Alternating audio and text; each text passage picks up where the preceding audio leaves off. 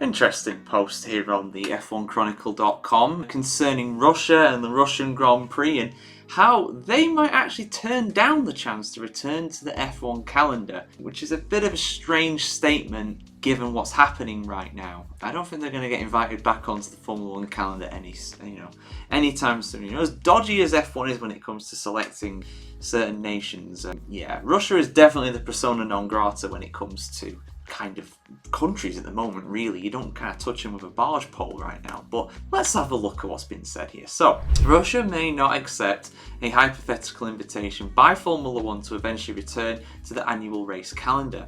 The Sochi round was unilaterally scrapped by the sport at the outset of the Russia-Ukraine conflict in 2022. Back then, Alexei Titov was in charge of the Russian Grand Prix as boss of the promoter Roskonki. He is now in charge of the state-of-the-art Igora Drive circuit in the Leningrad region, which was set to begin hosting the Russian Grand Prix from 2023. When asked by Sport Express if he expects F1 to return to Russia someday, Titov answered, "It wasn't us who decided to part ways with Formula 1. Formula 1 decided to leave us, so they left. If they were to express a desire to return, then we will think about whether we need them or not. So I wouldn't want to say I believe this or this will happen. We had an absolutely clear plan for the development of a number of key international events at Agora Drive," Titov added. "Then our colleagues in the West decided that the sport is an integral part of political life and started doing what they are doing. We were upset for a day or two, then we got on with business.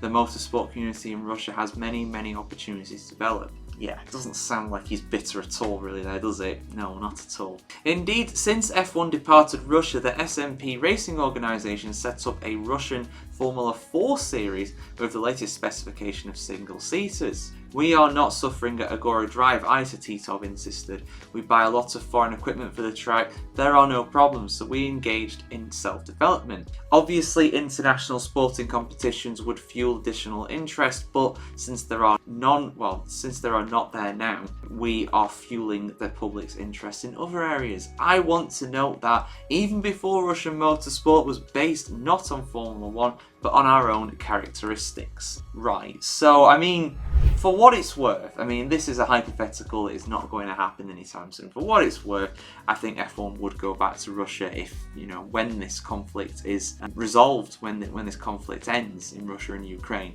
That is not going to happen for a long time though. And before people say, "Oh, how could they go back to Russia after what happened?" Come on, it's F1. We race not for one, we don't race as one, we race for the money. That is Formula 1. If Russia pays its way onto the calendar, they got a spot on the calendar. All they have to do is just, not be attacking other countries and engaging in special military operations that are definitely not wars. Oh no.